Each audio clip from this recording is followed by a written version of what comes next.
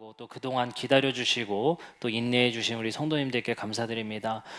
또 독감이 유행 중이라 또 몇몇 성도님들은 또 독감 때문에 또 못 나오신 성도님들도 있는데 하나님께서 또 속히 회복해 주실 것을 또 믿으며 또 함께 기도해 주시기를 부탁드립니다.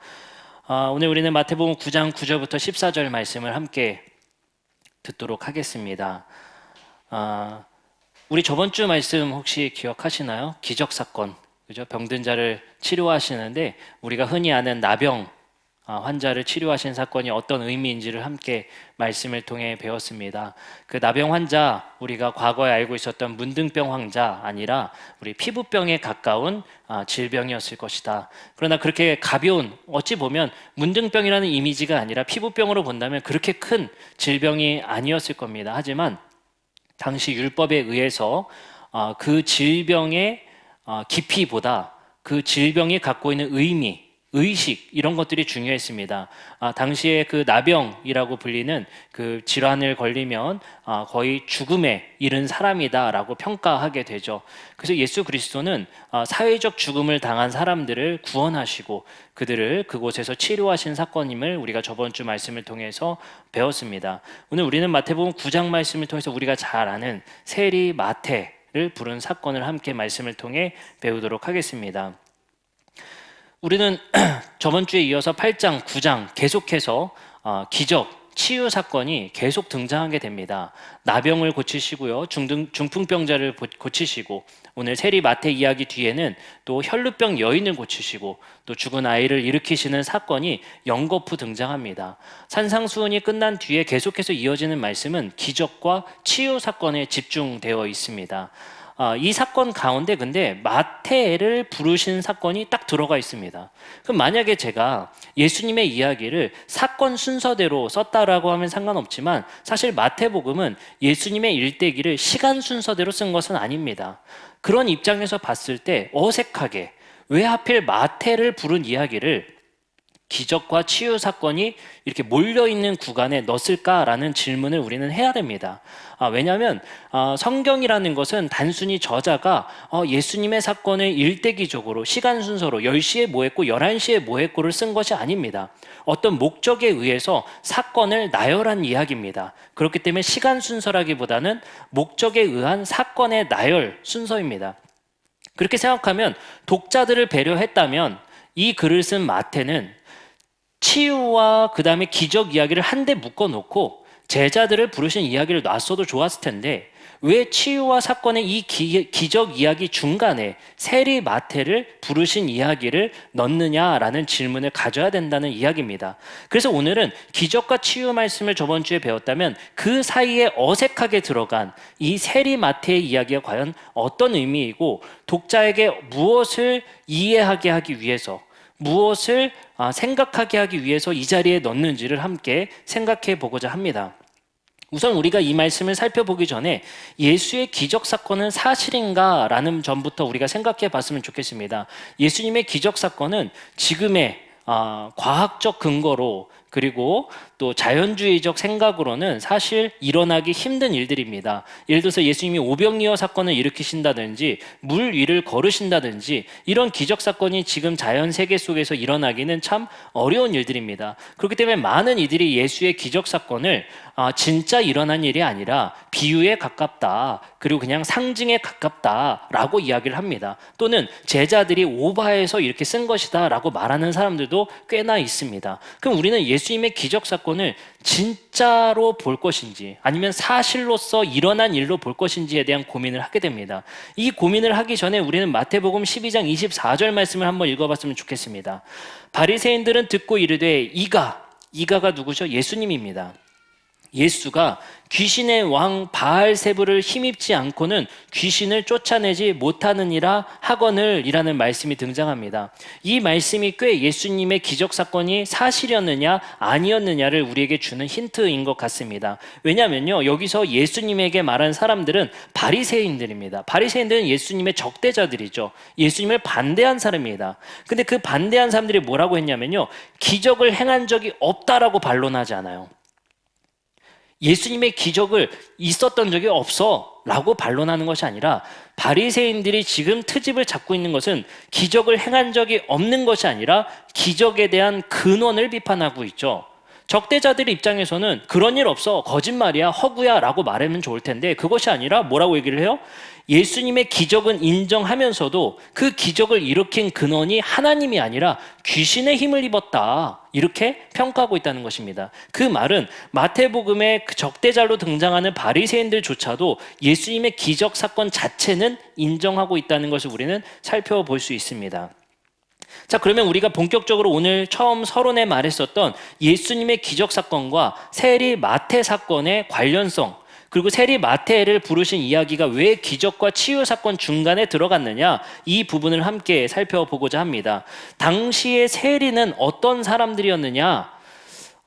쌍욕이 나오는 사람들입니다. 그냥 어떤 사람들이냐면요, 반역자이면서 우리의 재산을 탈취하는 사람들입니다. 당시에 세리가 되고자 했으면 어떻게 해야 되냐면요, 이런 입장입니다. 로마에서는 유대인들에게 세금을 걷어야 됩니다. 근데 그 세금을 징수할 사람을 뽑아야 되겠죠.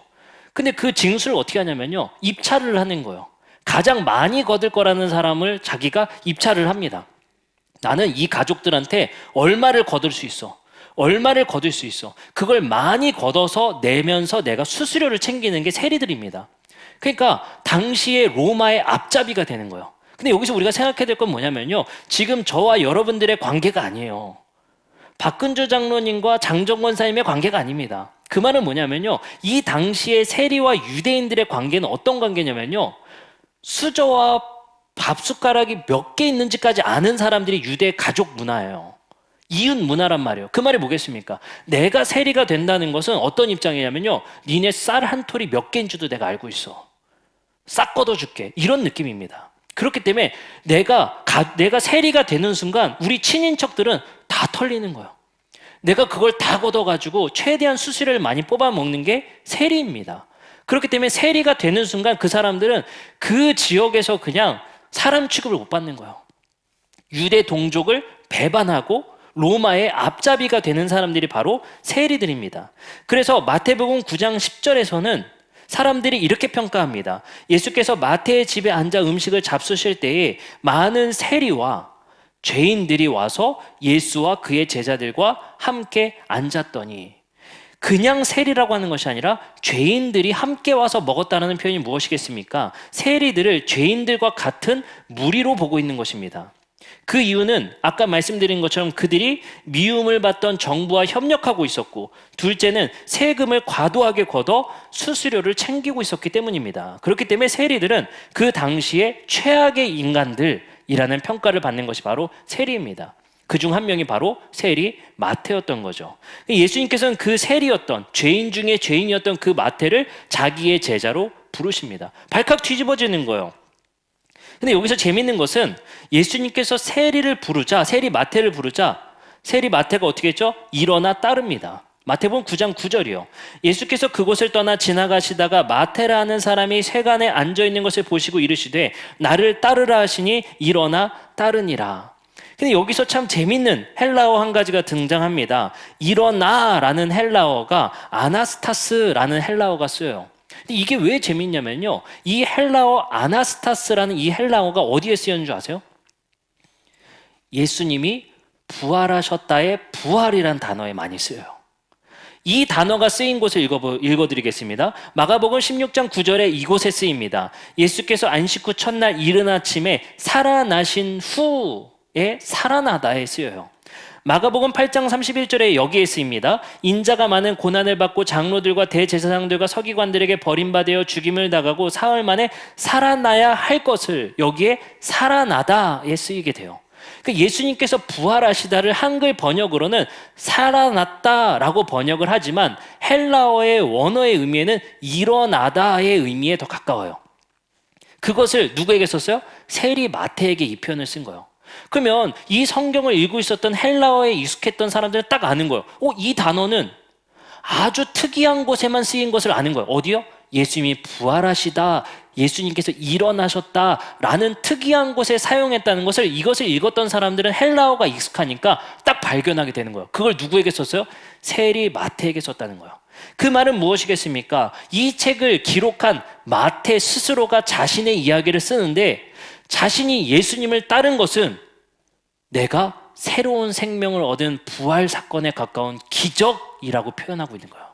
그 말은 무엇이겠습니까? 마태는 이렇게 말하고 싶은 거예요. 기적은 내가 병 치유받고 중풍병이 낫고 눈먼 것이 띄어지고 못 듣는 것을 듣는 것만이 기적이 아니라 내가 예수를 따른 것이 기적이야 라고 마태는 말하고 싶은 거예요. 그래서 기적과 치유 사건에 어색하게 들어간 것이 아니라 마태는 야 봐봐, 내가 이 성경을 쓴 내가 예수 따른 것이 기적이야. 우리에게 기적이 무엇이겠습니까? 예수님을 만나고 예수님께 충성을 고백하고 예수님의 가치와 그의 나라와 그의 가치에 따라 살아가겠다고 나선 우리의 삶 그 자체가 기적이라는 것입니다. 우리가 바랄 기적은 단순히 병치료와 우리의 무언가가 변하는 그것도 중요하겠지만 마태는 고백하는 거예요. 이 글을 읽고 있는 너희들 모두가 기적을 체험했다. 나 같은 사람도 예수를 따른 것이 바로 기적이다 라고 지금 마태는 스스로 간증을 하고 있는 것입니다. 우리에게 일어난 기적도 마찬가지인 것 같습니다. 예수님은 죽음의 세력과 싸우는 행위를 했고 죽음의 세력을 우리를 소외시키려 드르는 패러다임이며 사상이며 가치입니다. 많은 사람들이 이런 부분들에 대해서 억압되어져 있었고 예수님은 이로부터 그들을 해방시켰습니다. 저는 이것을 하나 생각해 보게 됩니다. 묵상하면서 이런 생각을 해보게 돼요. 내가 만약에 세리마태였다면, 그래서 수익을 챙기고 있었다면, 그 내가 보살피는 가족이 있었다면, 쌍둥이 하민이 하준이 있었다면 사람들에게 욕먹는 거 알면서도 그만둘 수 있었을까? 내가 이 일을 왜 지속하고 있었을까? 내가 세리마태의 입장이었다면, 악이라는 걸 알고 내 동족을 배반한 그 최악의 쓰레기라는 소리를 들으면서도 내가 이 직업을 왜 고수하고 살아가며 그곳에 눌러 앉아 있었을까? 그의 선택은 무엇이었을까? 고민해보게 됩니다. 어쩌면 예수는 자신의 직업의 프레임에 빠져서 나올 수 없는 깊은 늪에 빠진 마태에게 도전을 주신 것입니다. 나를 따르라. 그때 마태는 자신이 알고 있었던 자신의 직업적 프레임에서 빠져나오지 못하는 그 깊은 늪에서 빠져나와 발걸음을 옮기게 됩니다. 그것이 바로 마태가 이야기하는 기적인 것입니다. 우리도 그런 일이 많지 않습니까? 많은 것을 합리화시키고 악의 동조에 가면서 어쩔 수 없었어. 내가 이것을 유지하기 위해서는 어쩔 수 없었어. 그러나 예수가 말하는 기적은, 마태가 말하는 기적은 그 어쩔 수 없음에서 용기 내서 일어나라는 것입니다. 그 일어나는 것은 곧 기적이고 그 일어나는 것은 우리에게 새로운 삶을 사는 부활의 인생과 가깝다는 것입니다. 우리는 어떻습니까? 우리가 사고하고 생각하고 사유해서 나는 내 판단으로 내가 인생을 살아가는 거야 라고 자신하지만 사실상 우리는 세상의 이데올로기, 세상의 패러다임 안에서 살아가는 것입니다. 세상은 우리에게 계속 종용하고 있죠. 실예로 들면 이렇습니다. 뉴스에 집중돼서 나오는 뉴스를 우리가 계속 보다 보면 우리가 그것 안 하면 큰일 날 것 같은 일이 생겨요. 마음에 조급함이 생기죠. 조바심이 생기죠. 남들 다 한다는데 나 안 하는 것 같은 소외감을 느끼게 됩니다. 거기서 우리에게 유발하는 게 뭐예요? 공포예요. 그러면서 지금의 제도를 유지하고 지금의 패러다임을 유지해 나가는 것이 많은 일들이 일어나게 됩니다. 그때 우리는 생각해요. 자신만만하죠. 내 인생은 내가 사는 거야. 내 인생은 내가 판단하는 거야. 하지만 생각보다 많은 교육, 문화, 사회 안에서 일어나는 많은 일들, 매스컴을 통해서 우리에게 종용되는 많은 일들 때문에 내 판단이 아니라 세상에서 우리에게 종용하는 가치에 따라 살아가는 경우가 너무 많다는 것입니다. 그걸 세상에서 이렇게 말하죠. 상식이야. 너 이렇게 상식이 없어. 요즘 젊은이들에게 이런 것이 상식이 되는 것 같아요. 이제 너희들이 이런 판단을 해야 돼. 자본주의 시대에서 살아가기 위해서는 화폐 가치는 계속 떨어지고 물질 가치는 계속 올라가니까 니네 빨리 무언가를 해야 돼. 지금 도전해야 돼. 뭔가 하지 않으면 너희들은 벼락거지가 될 거야. 불안감이 일어나는 거예요. 야, 내가 이렇게 노동소득으로는 절대 이 부를 이룰 수 없을 것 같고 아파트를 살 수 없을 것 같아. 내 인생은 끝났어. 뭐라도 해야 돼. 라는 불안감, 두려움에 의해서 위험한 선택들을 계속 해나간단 말이에요. 그것이 마치 지금의 일들을 타개해 갈 수 있는 정답인 것처럼, 상식인 것처럼 우리에게 말을 한단 말이죠. 그것 안 하면 도태될 것 같고 부족해질 것 같고 패배자가 될 것 같고, 그런 사람들을 또 우리는 패배자라고 말합니다. 야, 너 그렇게 인생 살다 어떻게 할래?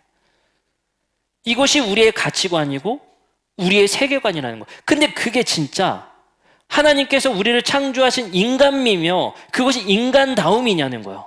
그걸 우리는 끊임없이 의심해봐야 된다는 거예요. 세리 마태는 자신이 세리임을, 그것이 악한지 죄인지 그것이 깊이 빠져들면 무뎌집니다. 우리의 인생도 그렇지 않습니까? 무뎌지는 거예요. 그 안에서 예수님께서는 그 무뎌진 세리 마태에게 자신의 인생에서 이젠 틀렸어, 이 직업 아니면 안 돼, 나는 어쩔 수 없이 타협하는 거야, 나는 아이들을 키워야 돼, 가족을 돌봐야 돼, 그러니 나는 그냥 이 악에 그냥 빠져들겠어 하는 세리 마태를 부르셨을 때, 세리 마태가 그 프레임 밖으로 나왔을 때 그것이 기적이라는 거예요. 우리의 인생도 그래야 된다는 것입니다. 세상에서 종용하는 세계관과 가치 안에, 그 프레임 안에, 그 밖으로 나왔을 때 우리에게 기적이 일어났다라고 이야기를 하는 것입니다. 그것이 무엇이겠습니까? 내 가치, 그리고 세상에서 종용하는 가치에 따라 사는 것이 아니라 주님께서 말씀하신 그 가르침에 따라 살겠다고 일어나 따르는 것, 그것이 바로 우리에게 있어서 기적입니다. 그것을 세리 마태는 우리에게 말하고 싶었던 것입니다. 여기서 우리 한 가지 더 살펴보고자 합니다. 놀라운 사실은 당시 종교 지도자는 의식적으로 부정으로부터 자신 스스로를 격리하고 보호합니다. 마치 코로나 바이러스 같은 거예요. 죄인들과 접촉하면 내가 부정해지고, 나병 환자와 접촉하면 내가 부정해지고, 내가 시체를 만지면 내가 부정해지니까, 부정해지면 뭘 못해요? 성전에 출입을 못해요. 성전에 못 들어가면 뭘 못해요? 하나님과 교제를 못해요. 그러니까 종교 지도자들은 스스로를 보호하는 측면에서, 격리하는 측면에서 그 오염원들과 접촉을 금했단 말이에요. 근데 예수님 어떻게 했어요? 나병 환자를 만지시고 혈루병 여인의 만짐을 거절하지 않으시고 세리 마태 죄인들과 식사하셨단 말이에요. 그러면서 예수는 이렇게 말하는 겁니다. 내 역할은 의사라는 거예요. 여러분들, 의사가 바이러스를 피해 다니면 되겠습니까? 요즘에 이비인후과 가면은 의사들이 입 벌리지 말라고 하잖아요. 그죠? 제가 이비인후과 가서 저번에 감기 때문에 마스크 벗으려고 했다니까 막 이러는 거예요. 그러면서 의사가 갑자기 솔직한 고백으로 저한테 이렇게 얘기하는 거예요. 사실 모관을 보는 거는 그냥 쇼잉일 뿐이지 그냥 이야기만 들어도 치료제 줄 수 있어요. 그 벗지 마세요 이러는 거예요. 그 지금까지 제가 했던 행동은 뭐인 거예요? 맨날 입 벌리고 편도 부었는지 봐주고 그냥 부은 것만 얘기하시면 약 딱 처방해 드릴 수 있어요. 이렇게 말하더라고요. 아, 속은 것 같은 느낌. 요즘에 의사들이 바이러스에 피해 다니지 않습니까? 근데 의사의 역할은 그게 아니에요. 바이러스 구덩이로 들어가서 치료하는 사람들이 의사인 거죠. 예수님은 종교 지도자들에게 말하는 거예요. 너희들은 너희들의 역할을 망각했다는 거예요. 종교 지도자들은 오히려 부정한 곳에 가서 부정한 이들을 돌보고 죽음의 세력과 싸우고 그들을 일으켜 세워야 되는데, 그들을 프레임 밖으로 건져내는 일들을 해야 되는데 너희들은 그 역할을 하지 않는다는 거예요. 예수님께서는 그래서 이렇게 말씀하시죠. 9장 12절부터 13절입니다. 예수께서 들으시고 이르시되 건강한 자에게는 의사가 쓸데없고 병든 자에게라 쓸데있느니라. 너희는 가서 내가 긍휼을 원하고 제사를 원하지 아니하노라 하신 뜻이 무엇인지 배우라. 나는 의인을 부르러 온 것이 아니요 죄인을 부르러 왔노라 하시니라. 자, 우리의 역할을 말을 하고 있는 거예요. 마태가 이 이야기를 전하면서 예수님이 그러신 분이야, 전설적인 분이야, 대단한 분 아니냐, 종교 지도자들과는 달라, 이게 아니죠. 이 책을 읽고 있는 교회들아, 너희들이 바이러스와 싸우고 혈투하는 그 의사가 돼야 돼. 그것을 피하지 마. 나병 환자들을 피하지 말고 죄인들을 피하지 마. 그들과 식사해야 돼. 이거를 교회들에게 말하는 거죠. 왜요? 우리 교회는 예수님의 제자고 예수와 같은 삶을 살기 위해 모인 사람들이기 때문입니다. 마태복음 9장 20절부터 22절은 세리 마태 이야기 이후에 또 한 가지 이야기가 나옵니다. 바로 혈루증 앓는 여인이 나와요. 혈루증 앓는 것도 부정한 여인입니다. 그렇기 때문에 사회에서 격리되어지고 소외된 사람이에요. 그 이야기를 세리 마태 이후 이야기 뒤에 바로 쓰게 되죠.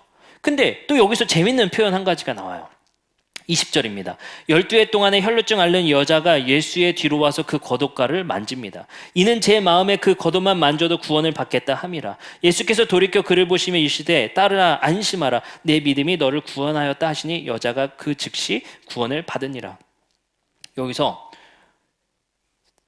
여인을 치료하면서 너가 치료받았다라고 하지 않아요. 뭐 해야 됐다? 구원받았다라는 거예요.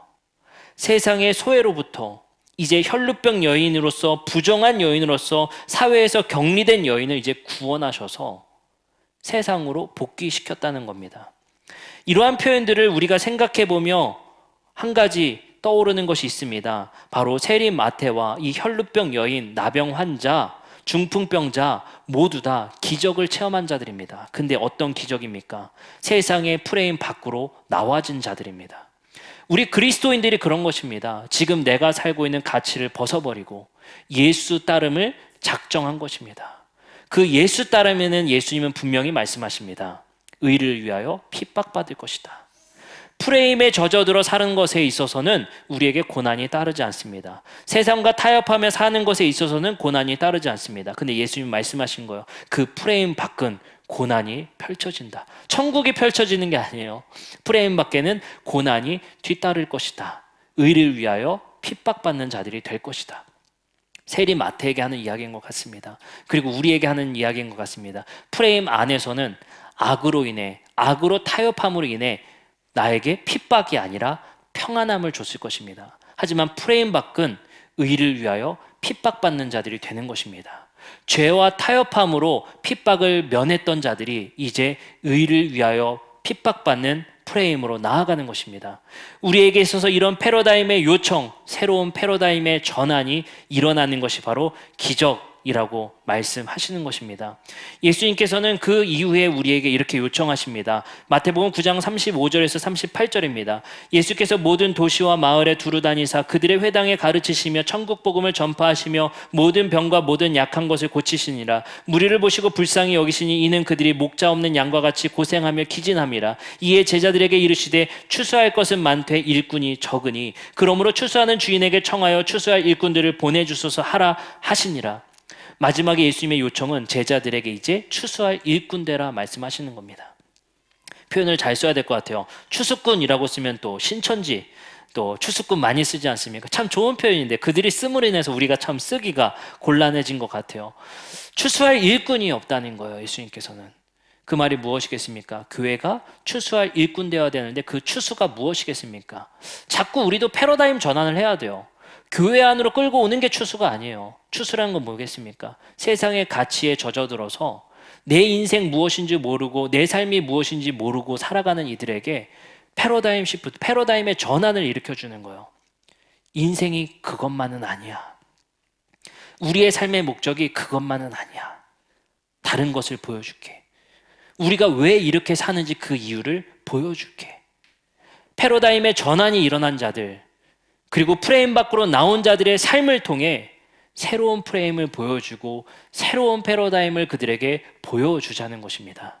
교회가 그러하기 때문에 세상의 제도와 시스템으로 가는 것이 아니라 예수님께서 우리에게 말씀하신 새로운 프레임으로의 전환을 이루어내는 교회가 되어야 할 것입니다. 세상이 목적하고 목표하는 것이 교회의 목적과 목표가 되어서는 안 됩니다. 교회의 목적과 목표는 달라도 분명히 달라야 할 것입니다.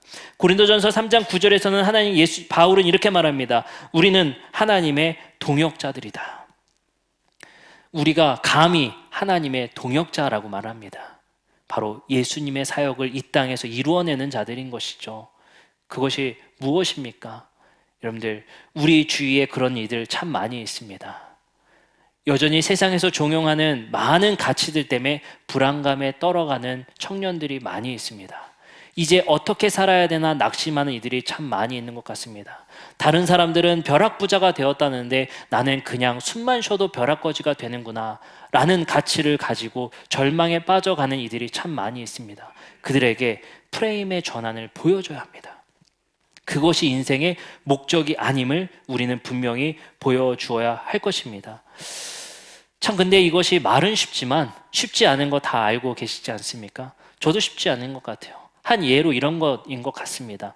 저도 우리 부모님에게 또 손에서 오래 자라지 않았습니까? 한 20살까지는 부모님 곁에서 자랐던 것 같아요. 대부분 그렇지 않습니까? 그러면서 우리에게 가장 많은 세계관과 가치의 구성이 이루어지는 게 부모님의 가치이고 부모님의 또 생각인 것 같아요.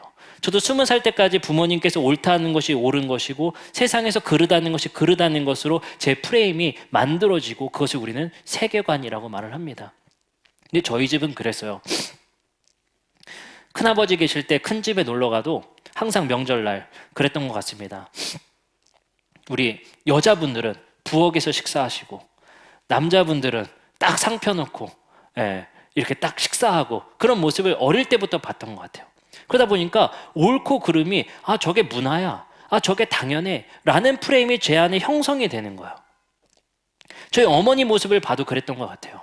항상 우리 먼저 식사하게 하시고 과일 다 깎아놓고 그때서나 식사하는 어머니의 모습. 그게 제 안에 그게 상식이야. 그래, 엄마들은 그래. 그러다 보니까 어머니가 그런 행동을 해도 엄마는 그런 거야 라고 생각해 버리는 것 같아요. 그게 우리의 인생에 있어서 당연해지는 것 같아요. 근데 그 프레임이 참 잘못됐구나, 이제는 바뀌어야 된다 생각하면서도 그게 되게 힘든 것 같아요. 왜냐하면 제 안에 있는 악이 그래요. 악이 가끔씩 마음 안에 그런다니까요. 저희 와이프한테 좋은 때 지금 더 이상 안 하겠습니다. 제 안에 막 이렇게 올라오는 거예요. 제가 저한테 막 설거지 좀 하래요. 그 설거지 하는데 옛날 같았으면 진짜 마음 안에 부글부글 하는 거예요. 막 진짜 고마운 줄 알아야지, 진짜 세상 변했다 이러면서 마음 안으로 막 그러면서 하는 거. 그러니까 제 안에도 옛날에 그 고정관념, 그 프레임 짜진 것이 바뀌기 굉장히 어렵더라고요. 또 한 가지 또 이런 게 있었어요. 저희 와이프랑 저랑 결혼하는데 연애 때부터 그런 얘기를 했어요. 야, 우리는 스몰 웨딩 하자. 그 거칠에 다 없애고 진짜 가족들 모여서 스몰 웨딩 하자, 이런 얘기를 했어요. 근데 양가 가족 모이고 회의를 하는데 절대 그렇게 안 돼요. 왜요? 결혼은 니네 결혼이 아니다. 가족이 결혼하는 거야. 가문이 결혼하는 거야. 이런 주장에 의해서 사실 그 주장의 뒷 배경이 무엇이겠습니까? 또 뿌린 거 걷어야죠. 그 걷어들이는 일들이 있어야 되잖아요. 그래서 생각을 했어요. 야, 옛날부터 관습처럼 짜여왔던 그 프레임 하나를 바꾸는 게 정말 힘들고, 그래서 포기해서 저희도 그냥 결혼을 했습니다. 그러면서 마음 다짐한 게 있어요. 야, 그러면 어떻게 바꿔야 되느냐? 나 때만큼은 진짜 하민이 하준이 때만큼은 하지 말아야겠다. 그 결심을 하고 또 하는 거예요.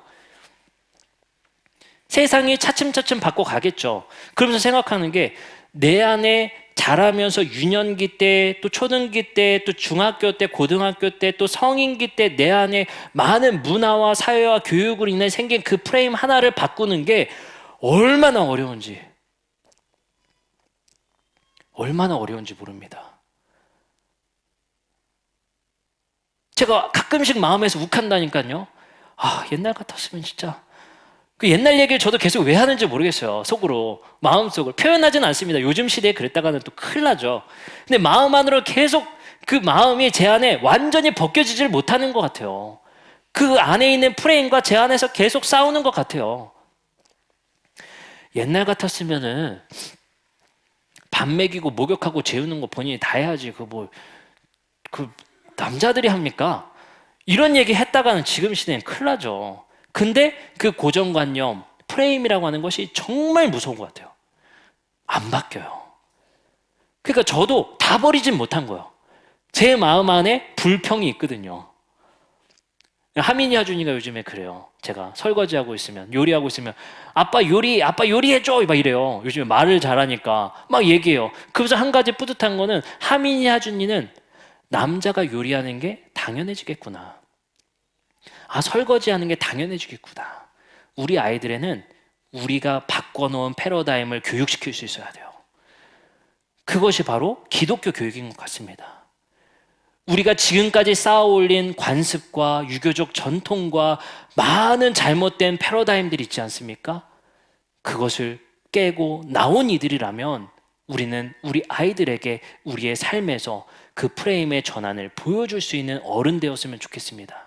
그것이 바로 예수님이 말한, 그리고 마태가 우리에게 말하고 싶은 기적이 아닐까 생각됩니다. 말씀을 마치겠습니다. 오늘 말씀을 통해서 세리 마태는 자신의 이야기를 기적과 치유 사건 중간에 두었습니다. 베드로 부를 때 자기도 불렀다라고 말하면 좋을 텐데 그게 아니라 기적과 치유 사건에 자기를 넣음으로 인해서 세리였던 내가, 그 어쩔 수 없이 악에 타협했던 내가 그 프레임을 깨고 나와 어쩔 수 없음에 타협하지 않고 어쩔 수 없음에 싸우고자 나왔던 내가 기적이다 라고 말하는 것입니다. 우리가 이런 기적을 체험한 자들로서 세상에 타협하지 않고 세상의 프레임에 나와 살아갈 수 있는 우리 모두가 되기를 주님의 이름으로 축원합니다. 기도하시겠습니다.